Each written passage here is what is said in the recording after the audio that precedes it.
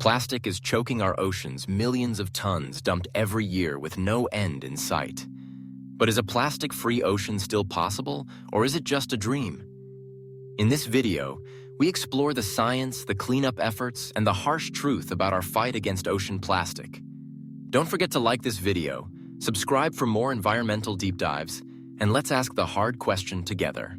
1. The plastic problem began decades ago. Plastic production exploded after the 1950s, offering cheap and versatile material options. By the 1970s, it became clear plastic was not decomposing like other common waste items. The durability that made plastic attractive turned it into a long-lasting environmental threat. Millions of tons were dumped into landfills, rivers, and eventually oceans without controls. Over time, ocean currents carried floating plastic across the globe, forming massive gyres. Plastic buried under sand or sunk beneath the waves is still present and virtually unchanged. Because it takes hundreds of years to decompose, the earliest plastics still remain intact. 2. Plastic is still being produced rapidly. Despite growing awareness, plastic production continues to rise every year globally. Billions of bottles, bags, and containers are manufactured daily for single-use convenience. Developing economies rely on plastic as a cheap way to store and move essential goods. Recycling infrastructure in many countries cannot handle the volume being produced. More than 90% of plastic is never recycled and ends up discarded improperly. Even recycled plastic can only be reused a limited number of times before degradation. Biodegradable plastics are still rare and not always ocean-safe or truly degradable. 3. The ocean's depth makes cleanup difficult. Unlike surface waste, most plastic pollution sinks or disperses throughout various ocean layers. Some plastic floats briefly before breaking into particles that slowly drift below the surface. Microplastics have been found at the bottom of the Mariana Trench, the deepest place on Earth. Cleanup devices can only access upper ocean layers, leaving deeper zones unreachable. Even advanced robots and submersibles cannot retrieve microscopic plastic from ocean floors. Sea currents redistribute plastic unpredictably, hiding it beneath ice, sediments, or algae. Remote regions with little human presence still contain vast amounts of submerged plastic. 4. Marine life is now dependent on plastic. Plastic has altered marine environments to the point where animals interact with it daily. Some fish use plastic particles to build nests or camouflage from predators. Microorganisms now colonize floating plastic pieces, treating them as artificial reefs. Birds and fish feed on plastic, confusing it for natural prey like jellyfish or shrimp. Some sea turtles follow plastic bags, assuming they are drifting jellyfish meals. Plastic is now part of some marine animals' behavior, environment, and even biology. Studies have found plastic in fish eggs, meaning it is affecting future generations. Algae and plankton can grow on floating debris, shifting nutrient balances in marine zones. 5. Plastic is also in the atmosphere. Plastic does not just pollute water, it has now entered the air and land cycles as well. Microplastics are carried by wind from landfills, oceans, and urban waste processing sites. They fall with rain, settle into snow, and accumulate in mountain ranges and farmland. Plastic particles have been found in Arctic snow and remote Himalayan peaks. When the wind blows across beaches, it lifts dry plastic dust into surrounding air.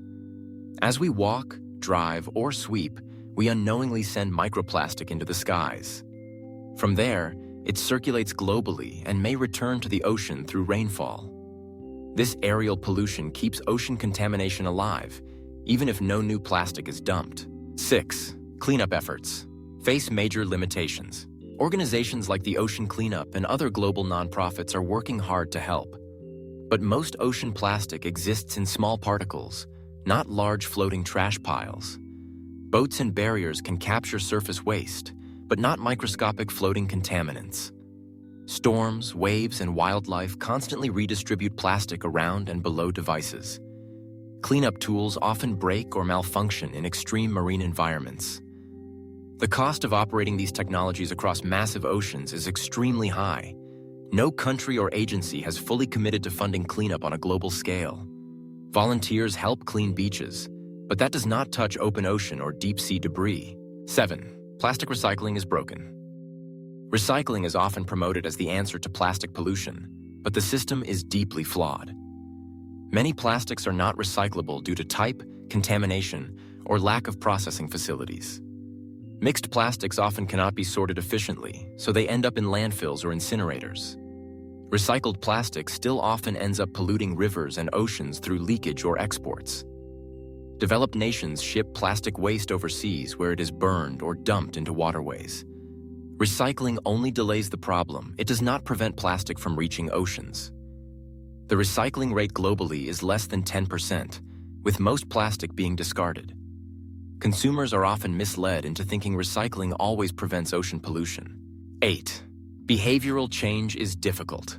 Plastic is convenient, cheap, and everywhere changing human habits takes time and effort. Many people prioritize ease over sustainability in shopping, cooking, and packaging. Businesses still wrap products in plastic due to cost and shelf life concerns. In many areas, plastic bans are weakly enforced or missing altogether.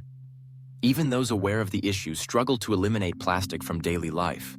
Global habits must shift in shopping, eating, and disposing to reduce future ocean waste. Education alone is not enough. Policy, access, and alternatives must align together. In some communities, plastic is the only affordable packaging for food or medicine. 9. A plastic-free ocean is unlikely, but a cleaner one is possible. Completely removing all plastic from the oceans is likely impossible given current realities. However, we can drastically reduce new plastic waste from entering marine ecosystems. Improving waste management, banning single-use plastics, and investing in research helps. If global plastic use falls while cleanup improves, oceans will slowly begin healing. A plastic-free ocean may never exist again, but a healthy one still can be achieved. Pollution can be minimized to safe levels where marine life can thrive again. Nature can recover if given the space and time to repair itself through cleaner systems. Prevention and innovation together offer a hopeful path forward despite grim conditions. 10. The fight for clean oceans begins with us. Every bottle avoided, bag refused, and choice made affects our ocean's future. What ends up in the water starts in our hands, homes, and local policies. Supporting ocean-safe legislation, businesses, and education spreads lasting impact. Using alternatives like glass, steel, or compostable packaging protects marine ecosystems. Reducing consumption is more powerful than any technology or donation. Spreading awareness makes others join the movement, multiplying your influence. Beach cleanups, advocacy, and smart habits all contribute to healthier waters. Change starts locally and scales globally through shared commitment and vision. A future with clean oceans is still within reach, but only if we act now. Innovation, policy changes, and public awareness are key to turning the tide. Don't forget to like this video if you believe the oceans deserve better, subscribe for more content that makes a difference, and share this with anyone who still thinks plastic isn't their problem. The time to change is now.